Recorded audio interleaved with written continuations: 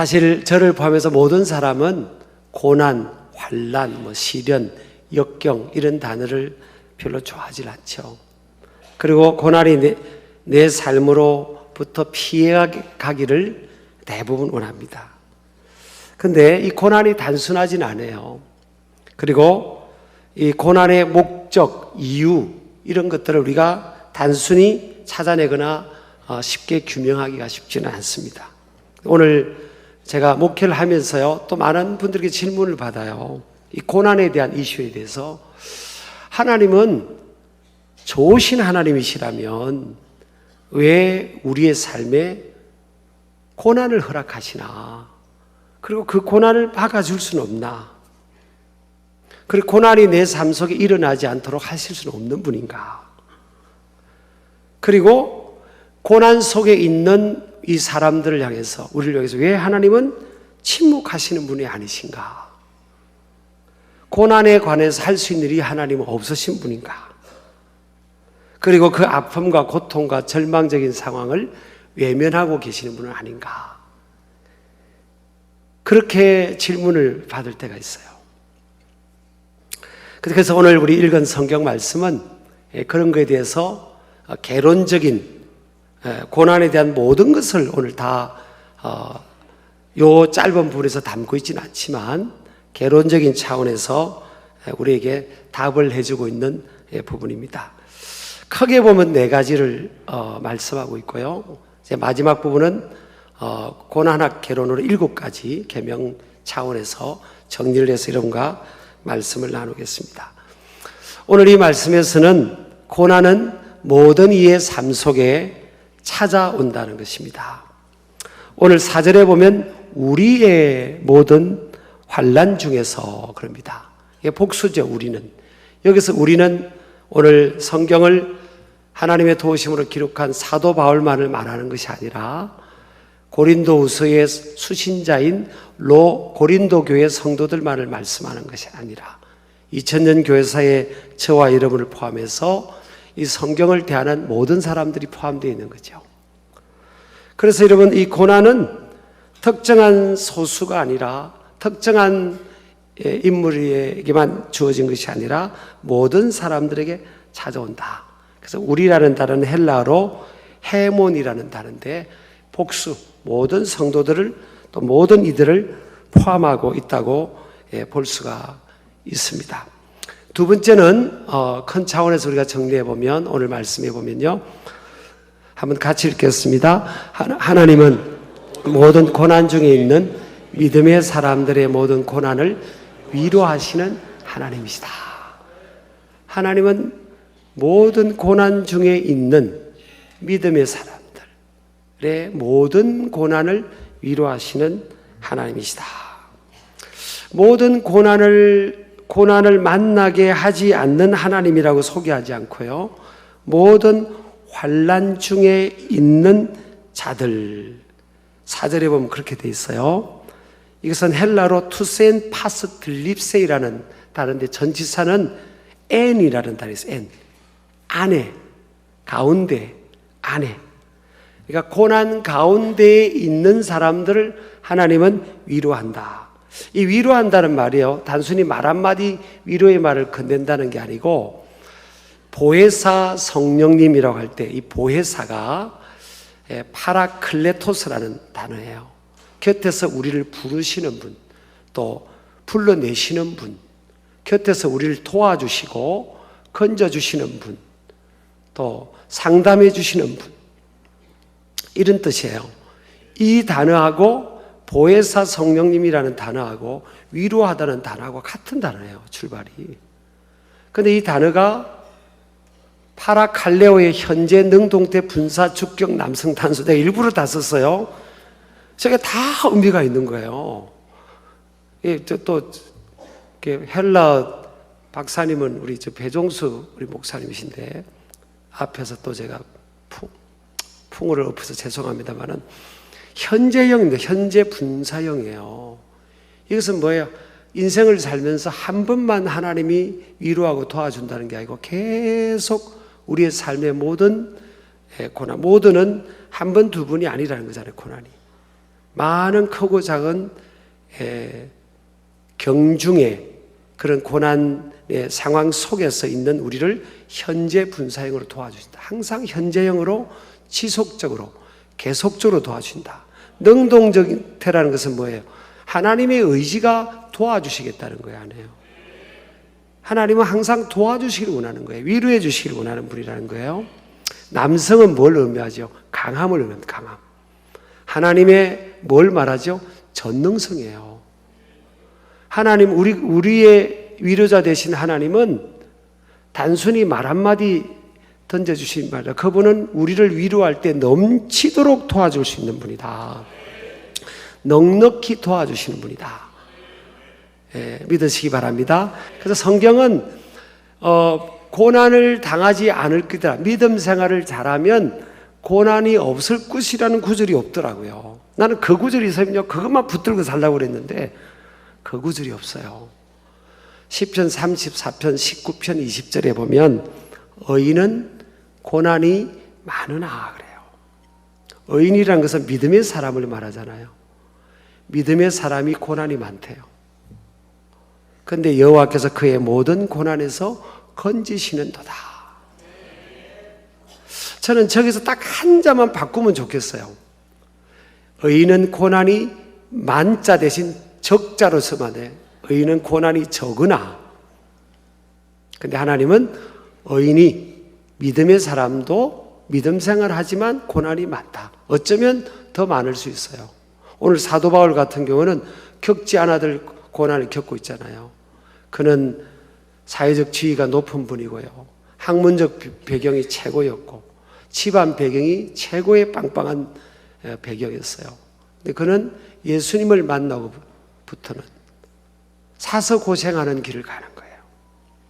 예수님을 모르는 곳에 가서 복음 전하러 가는 겁니다. 그것 때문에 돌에 맞기도 하고 매를 경험하기도 하고 감옥에 갇히기도 합니다. 그러니까 고난이 많은 거죠. 시편 34편 20절에 보니까 그의 모든 뼈를 보호하시며 그랬어요. 그 중에서 하나도 꺾이지 아니하다. 이거는 예수 그리스도의 고난, 크루시픽션, 예수님의 고난을 말합니다. 이게 예수님은 십자가에 고난 당하시고 운명하시고 뼈가 꺾이지 않으셨어요. 그 당시에 관례는 나무에 매달려서 사형당하는 사람을 뼈를 꺾었어요. 그런데 뼈를 꺾으려고 보니까 예수님이 이미 운명에 계신 거예요. 그래서 뼈가 꺾이지 않으셨어요. 저 예언한 말씀을 이루기 위해서 그런 거죠. 그래서 하나님의 말씀은 그대로 이루어지는 줄을 믿으시기 바랍니다. 자, 세 번째요. 모든 고난에는 목적이 있다는 겁니다. Every suffering has a purpose into each one's life. 각자의 삶을 향한 하나님 안에서 인간, 하나님 안에서 뭐가 있다고요? 목적. God has a wonderful planning for our life. 우리 삶을 향한 놀라운 계획을, 목적을 갖고 있다. 그래서 여러분, 성숙한 사람은 돈, 또 세상의 포지션이 그 인생을 끌어가는 게 아니에요. 성숙한 사람은 purpose driven life.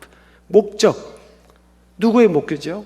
God's purpose into each one's life. 그 목적이 끌어가는 삶이에요. 그래서 purpose driven life랍니다.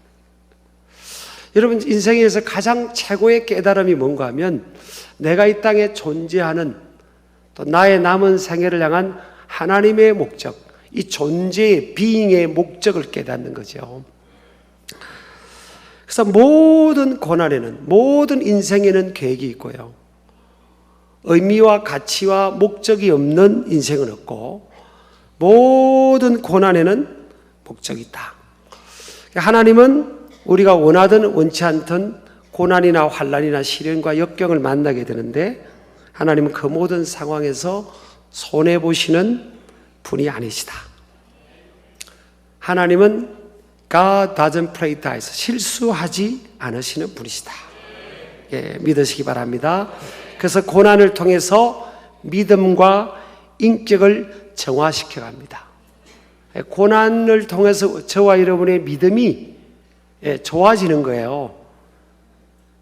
금이 불순한 것이 제거될 때 우리가 순금이 되는 것처럼 그것은 단련이 되어야 되는 거예요. 단련. 그것처럼 우리의 믿음과 인격은 고난을 통해서 우리의 믿음과 인격이 정화되어 가는 거예요. 그래서 고난을 통해서 우리는 뭘 느끼는가 하면 한계를 느낍니다. 한계. 나의 한계. 인간의 한계. 우리가 할 수 없는 한계를 겪는 거예요. 그래서 우리는 내가 할 수 있는 게 별로 없구나. 내가 대단한 능력이 있는 줄 알고 나는 내가 마음만 먹으면 다 할 수 있는 줄 알았는데 나는 연약한 존재이구나. 그래서 인간 사람이라는 이 뜻, 이 사람이라는 이 단어가 그리스어로 안트로포스잖아요. 안트로포스. 영어로 하면 그 의미를 영어로 하면 looking up이에요. 따라합시다. 위를 바라보는 존재. 인간 자체의 그 단어 뜻이 위를 바라보는 존재예요. 그 저와 여러분은 이 고난과 어려움을 통해서 우리의 시선이 위를 바라보게 되는 거예요. 사람이 편안하고 배부르고 등 따시면요 위를 바라보지 않아요. 창조주를 바라보지 않는 겁니다. 그래서 고난을 통해서 우리의 믿음이 아주 정화되고요. 또 인격이 바뀝니다. 로마서 5장에 보면 환난은 인내를, 인내는 연단을, 연단은 소망을 이룬다 했잖아요. 환난은 인내를 통해 연단은 영어로 하면 캐릭터입니다. 캐릭터. 헬라 단어가 캐릭터리스틱. 성품이에요. 성품. 고난을 통해 우리의 성품이 만들어지는 거예요. 고난을 통해 우리의 성품이 점점 좋게 만들어지는 거예요. 그래서 하나님은 하나님 나라에서 영원히 살 성품화로 이렇게 만들어가기 위해서 이 땅에 하나님은 전능하시지만 사랑하는 하나님의 자녀들이 이 땅에서 고난받는 것을 허락하실 때가 있는 거예요. 두 번째는요, 고난을 통해 더욱 유용한 위로와 치료자로 사용하신다. 사람은 누군가 도와줄 수 있는 존재예요. 하나님은 사람을 통해 누구를 도와주기를 원해요. 여러분 가만히 여러분 인생을 한번 반추해 보세요. 여러분 인생의 반전이 어떻게 이루어졌어요? 언제 교회를 나왔어요? 언제 여러분 인생에 좋은 반전이 있었습니까? 누군가 사람을 만나서 하나님께로 인도를 된 거죠. 사람 만나서 인생의 방향이 바뀐 겁니다. 헨리 나우엔 하버드 교수였던 그분이 쓴 책에 보면 The Wounded Healer라는 책이 있어요. 누군가를 치유하기 위해서는 상처 입은 치유자가 되어야 된다는 거예요. 우리 예수님은 우리 모든 인생을 치유하실 수 있잖아요. 왜 그렇죠? 저와 여러분의 인생의 모든 고통, 고난, 그것을 미리 다 선경험하신 분이에요. 그 다 이해하실 수 있는 거예요. 다 공감하실 수 있는 거예요. 그래서 누구든지 예수님 앞에 나오면 치유를 경험하고 위로를 경험하는 줄을 믿으시기 바랍니다. 큰 네 번째요. 자, 한번 읽겠습니다. 시작. 하나님은 고난의 깊이와 넓이와 높이와 길이에 비례하여 사람을 사용하신다. 저는 이걸 제가 기도하면서 네 번째 대지로 써놨고요. 마음이 무겁더라고요. 하나님은 고난의 장광고심, 길이, 높이, 길이, 광, 넓이, 고, 높이, 심, 깊이 에 비례해서 하나님 사람을 쓰신다니까. 제가 전임 목회지에 있을 때 이제 거기가 교회가 큰 도시는 아니었지만 한 300개 좀 됐어요. 그래서 제가 이제 교인들 모이는 숫자로는 제가 목회하던 교회가 제일 컸고 랭킹 1위였고 두 번째가 이제 감리교, 세 번째가 장로교였는데 1, 2, 3위 규모의 교회, 이제 교회 성도들 숫자를 제가 말씀드린 거예요. 그 규모 교회 목사님들 특징이 뭔지 아세요? 저는 3살 때 아버님 돌아가시고요. 두 번째 목사님은 5살 때 돌아가시고, 세 번째 목사님은 7살 때 돌아가신 거예요. 그 세 분이 똘똘 뭉치니까 안 될 게 없더라고요. 예. 일찍 아버님 돌아가신 동지가 돼가지고 참 이게 우연인 것 같은데 참 그렇죠. 참 이게 우연이 아닌 것 같습니다. 사도 바울 2000년 교회사에 가장 위대하게 하나님께 쓰임 받았는데 오늘 보니까 힘에 겹도록 심한 고난을 당했다. 8절에 그렇게 되어 있고요. 힘에 겹도록 심한 고난을 당하여, 그 다음에 이렇게 믿음 좋은 그분이 살 소망까지 끊어졌다. 여러분 이해되세요? 사도 바울 같은 믿음이 좋은 분이 이제 살 소망, 절망을 겪었다는 거예요. 힘에 겹도록, 힘이 감당할 수 없는 고난을 겪은 거죠. 또 보면 9절에 보면 우리는 우리 자신이 사형 선고를 받은 줄 알았다. 사형 선고. 그냥 우리는 이제 죽었구나.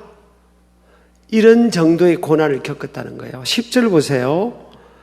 그가 이같이 큰 사망에서, 여기서는 큰 사망은 단수로 표현되어 있어요. 그래서 제가 생각해 볼 때 사도행전 14장에 19절에서 겪은 그 돌에 맞아 사도 바울이 사실은 죽습니다. 14장 19절에 보면요, 유대인들이 안디옥과 이고니온에서 와서 무리를 충동하니 그들이 돌로 바울을 쳐서 죽은 줄로 알고 그래요. 사도 바울이 돌에 맞아가지고 그냥 죽어버린 겁니다. 그래서 시외로 시내 밖으로 시체들 모으는데 그게 던져진 거예요. 사도 바울이 진짜 전도하다가 돌에 맞아 죽어버린 겁니다. 근데 그 다음 절에 보면요, 일어나요. 그 다음 절에 보면 일어난다고요. 다 죽은 줄 알고 떠났는데 사도 바울이 여기서 꿈틀꿈틀 일어난 겁니다. 그래서 일어나가지고 그가 어떻게 하는가 하면요, 루스드라에서 돌을 맞았거든요. 그 다음 날 또 더베로 떠납니다. 또 루스드라로 이렇게 이고니온으로, 안디옥으로, 비시디아로, 밤빌리아로, 버가로, 아틸리아로, 또 안디옥으로. 이게 제1차 세계 선교 여정 가운데 있는 코스입니다. 코스. 이게 무슨 열정이, 어떤 열정이 사도 바울을 이렇게 끌어갔을까? 어쨌든 그는 매도 맞고 감옥에도 들어가고 일단 돌에 맞아 죽습니다. 돌에 맞아 죽었다는 게 그냥 기절이 아니에요. 그냥 맞아 죽은 겁니다. 그런데도 얼마나 몸은 망가졌겠어요. 외형적으로도. 근데 털고 일어나서 또 복음 전하러 가는 거예요. 이 고난의 강도가요 어마어마한 겁니다. 그래서 하나님이 사도 바울을 쓰시는 거예요. 2000년 교회사에서 가장 열매가 많잖아요.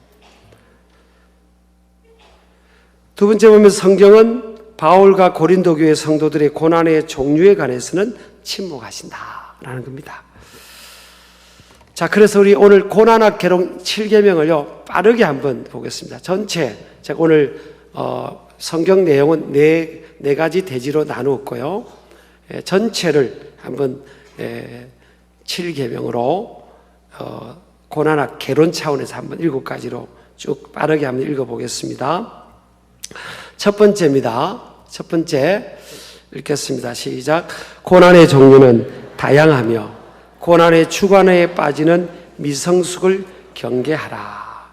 고난의 종류는 다양한데 내 고난이 최고로 무겁고 어렵다고 생각하는 이 주관화, 자기 고난의 중량화, 이거에 빠지는 미성숙을 경계하라, 그런 겁니다. 자신만의 고난이 더 중량감이 크다는 생각은 오히려 절망과 낙심으로 이끄는 미숙한 태도이다. 믿음 안에서 성숙한 사람은 그렇게 생각하는 거죠. 그래서 인생에서 진짜 실력이 뭐냐? 진짜 실력이 뭔 것 같아요? 진짜 실력은 자기의 삶을 해석하는, 성숙하게 해석하는 그 능력의 능력. 인생은 이 해석의 능력이라고요. 그것이 경쟁력이고 실력이다, 그렇게 생각합니다. 두 번째는 고난은 보편적이다. 보편적이라는 것은 특정한 사람에게만 아니라 모든 사람에게 일반적으로 일어나는 그런 상황이다. 그래서 고난은 누구에게나 찾아올 수 있고 찾아올 수 있다는 마음의 자세를 견지해야 된다. 유비무환. 나에게도 언제나 고난이 올 수 있구나. 여러분 가만히 보세요. 여러분 이게 살아가다 보면요, 이렇게 쭉 우리가 언젠가는 이 세상을 떠날 때가 오잖아요. 그 떠날 때 그냥 어저께까지 42km 마라톤 달렸던 사람이 금방 내일 그냥 몸이 폭 꼬꾸라져 죽는 게 아니잖아요. 점점점 약해지는 거예요. 어떤 부분은 더 약해지고, 제가 이렇게 말하면 아멘이 안 나올 줄 알았어요. 근데 그게 그냥 보편적 로드맵이에요. 사실은 어떤 부분이 약해지는 거예요. 세월이 가면 이렇게. 그리고 면역성이 사람마다 좀 다르지만 떨어지잖아요. 나이가 들고 건강이 좀 쇠하면. 그러면 이렇게 침투하는 바이러스들을 이게 이겨내기가 쉽지 않은 거죠. 지금도 우리 몸 안에서 좋은 그런 에너지라든지 세포라든지 또 안 좋은 세포도 계속 만들어지고 있잖아요, 지금. 그런데 이 좋은 세포가 면역성이 강하고 하나님 안에서, 그럼 이걸 다 매일매일 눌러버리는 거예요. 그냥 퇴치해서 이겨버리는 거예요. 그래서 우리가 건강한 거예요. 근데 어떤 부분에 과로하든지 또 건강이 좀 관리가 안 됐다든지 무리하게 썼다든지 뭐 이렇게 휴식하는 시간이 부족해서 이러면 그 부분에 이 면역성이 약해서 침투에 들어오는 거죠. 그게 이제 나이가 들면 더 그럴 거 아니에요. 이거를 몸의 문제만 제가 생각했지만 몸만이 아니라 환경의 문제, 뭐 자녀의 문제, 삶의 문제, 많은 다양한 이런 고난들이 올 수 있구나. 이게 믿음이 좋았던 바울에게도 왔고, 그래야 그 고난의 무게로 인해서 하나님이 또 써 가시는구나. 그런 거예요. 그러니까 유비무환의 자세로 딱 우리가 무장을 하고 있어야 되는 거죠. 또 하나는요, 이런 자세가 있어야 타인의 고난을 바라보는 성숙과 배려의 태도가 있습니다. 사람들이 좀 미성숙하면 내 거는 크게 보이는데 남의 것은 가볍게 보이는 거예요. 제가 어저께도 이제 설교 준비 밤늦게 하다가 우리 교회 어떤 두 분이 생각이 나더라고요. 그래서 제가 전화기를 들었어요. 한 분은 권사님이고 한 분은 집사님인데 투병 중이죠. 물론 오늘 교회를 못 나오셨죠. 참 마음이 너무 아픈 거예요. 근데 이게 우리가 좀 이런 비슷한 경험을 해본 사람들은요, 더 공감 능력이 생기는 거죠. 지금 우리 시대가 시대 정신이 공감 아닙니까? 소통, 공감 능력이잖아요. 이게 왜 공감 능력이 없냐? 이게 지금 고난을 몰라서 그런 거죠. 인생의 고난을 모르니까 성숙함이 없는 거예요. 고난을 알면 타인의 아픔이 이해가 되는 거잖아요. 이 이론이 아니고 이 정서와 감성으로 이해가 되는 거잖아요. 그 내 아픔으로 느껴지는 거예요. 단순히 힘내세요 정도가 아니라 그냥 아픔을 느끼는 거예요. 저는 목회자로서, 목회자는 아비의 마음인데, 성도들이 뭐 누가 우리 교회 어떤 자녀가 서울대 의대를 갔다. 내 자녀가 간 것처럼 기분이 좋은 거예요. 예를 들어서 부모가 자녀가 좋은 학교 갔다. 이러면 돼요, 안 돼? 안 되는 거죠. 부모의 마음, 아비의 마음은 너무 좋은 거예요. 누가 어떤 장로님 가정이, 어떤 우리 권사님 가정, 안수 집사님 가정이 요즘 사업이 잘 된다. 너무 좋은 거예요. 근데 반면 뭐가 안 된다. 너무 아픈 거예요, 사실은. 아픈 거예요. 이게 제가 볼 때 보통 사람보다는 성숙한 마음인 거예요. 부모의 마음이 성숙한 겁니다, 사실은. 그래서 서로 가족들을 축복하게 되는 거예요. 제가 뭘 말씀드리는가 하면, 누구에게나 찾아오는 이 고난에 대해서 우리가 성숙성을 갖게 되면 다른 사람들의 그 짐을 지고 싶은 마음이 생기는 거예요. 그래서 그를 위해서 내가 어떻게 도와줄 수 있을까? 기도가 필요하면 대신 기도해 주고요. 이렇게 함께 컴퍼니예요. 동반하는 거잖아요. 함께 하는 게. 저는 우리 그리스도인들이 이런 시대에 대한 다른 사람에 대한 이 공감 능력이 여러분 더 개발되어야 된다고 믿습니다. 일반적인 사람보다 더 낫거든요, 사실은요. 왜? 예수님을 따르는 사람들은. 예수님은 다 공감했잖아요. 예수님은 여러분 다 손가락질하는 그 사람 찾아갔고요. 심지어는 죄 짓고 있는 그 현장에서 잡힌 그 여인 예수님 부르지 않았어요. 나도 너를 정죄하지 않으니 가서 다시는 죄 짓지 말라고. 그러니까 그 여인이 교회사에 보면 예수님을 따르는 제자가 되잖아요. 여러분 이게 예수님이에요. 사실은 이분이 예수님이라고요. 모든 사람을 포기하지 않고 공감하는 거예요. 제가 오늘 새벽에 잠이 잘 안 오더라고요. 그래서 이제 기도를 하는데 Brace your church's members, 영어로 하면 모든 이 성도들 품어라. 우리 안에는요 죽지 못해서 이곳에 온 사람들도 있어요. 사실 거의 그래요. 거의. 그러니까 타인에 대해서 나의 고난에 대해서 깊이 바로 고난에 대한 그 의미를 깊이 이해를 하면 타인에 대한 자세가 달라지는 거예요. 아, 그렇지. 그리고 그 아픔을 품게 되는 거예요. 저는 우리 사회가 굉장히 개인적이잖아요.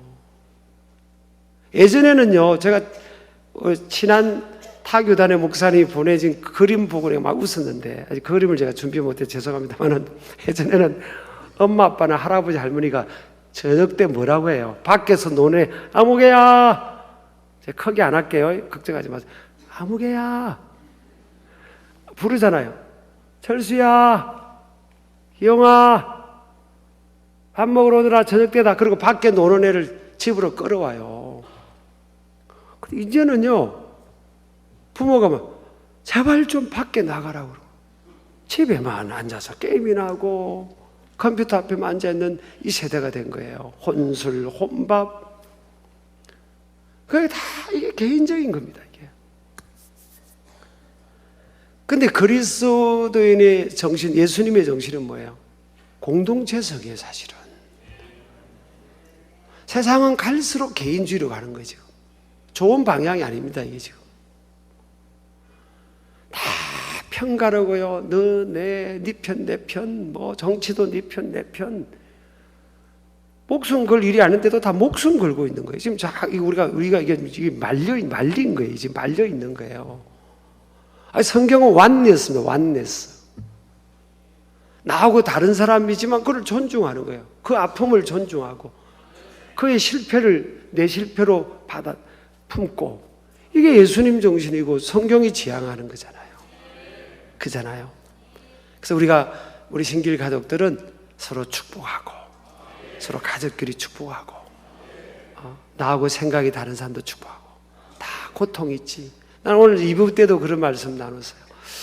참, 우리 신길교회 식구들 보니까 이런 방문객들이 그러잖아요. 방문객들이 오면 이렇게 교회 오면 그냥 이렇게 어물전에 누워있는 고기들이 이렇게 쭉 늘어져 있지 않고 이렇게 파닥 뛴다고.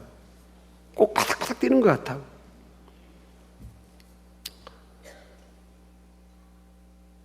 우리 구의장님 좀 그렇죠? 우리 교회 오면 좀 뭔가 파닥 뛰는 것 같죠? 예. 제가 봐도 얼굴들이 밝아요. 굉장히, 이런 카페 가보세요. 직원들도 굉장히 밝아요. 다른 데 가서 밖에서 사드시는 거하고 여기 사드시는 거 비교해 보세요. 직원들이 밝아요. 굉장히, 안녕하세요, 반갑습니다, 이렇게 밝잖아요. 여러분 얼굴이 너무 밝은 거예요, 일반적으로 보면. 그러면 여러분들이 어려움이 없냐고요. 여러분의 얼굴의 모습과 다른 어려움들이 있잖아요, 지금. 다른 사람들도 지금 어려움이 있는 거예요. 내 옆에 있는 사람. 옆 사람 한번 인사합시다. 많이 힘드시죠? 부족하지만 자, 기도하고 있습니다. 제가 힘들어 보니까요, 목사님요 기도하고 있습니다. 이게 제일 힘이 되더라고요. 어떤 분은 목사님 힘내세요. 그런데 별 힘이 안 나요.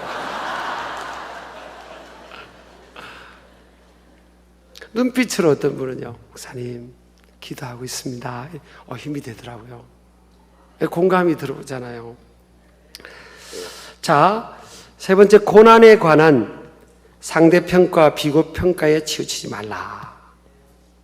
내게 크게 보이고 다른 사람의 고난이 작게 보지 말라는 거예요. 다 어렵습니다. 다 죽지 못해 사는 사람들이 많아요. 네 번째, 고난의 목적과 의미에 집중하라. 지혜로운 사람은 고난의 이유와 원인에 천착하기보다는 고난을 통한 더 좋은 계획과 유익을 기대하는 것에 시간과 에너지를 사용한다. 어려움이 찾아왔어요. 다양한 어려움 중에서 하나가 또 찾아왔다. 그러면 이게 이유가 뭐야, 원인이 뭐야, 이거보다는 하나님 안에서 더 좋은 계획이 있나 보다. 더 좋은 계획이 있나 보다. 저도 보니까 목소리가 더 좋아지고 있는 것 같아요. 갈라지던 게 없어졌어요. 그게 그렇게 기대하고 하나님 앞에 그쪽에 포커스를 맞추는 거죠. 다섯 번째입니다. 고난은 또 다른 위로의 사역자를 세운다. 여러분, 인류의 역사상 고난을 모르는 사람이 하나님 앞에 쓰인 적이 없다는 거예요. 사람은요, 누구한테 마음이 열리는지 아세요? 나하고 똑같은 고난을 겪은 사람에게 마음이 열려요. 제가 50대, 60대 혼자 되신 우리 권사님들, 집사님들 9분을 우리 부부가 언젠가 목회하다가 식사 대접을 한 적이 있어요. 얼마나 힘드실까. 근데 그분이 평상시에 전임 목회자였어요. 말수가 좀 적으신 분들이었어요. 교회 오면 말을 잘 안 하시더라고요. 혼자 되신 분들이.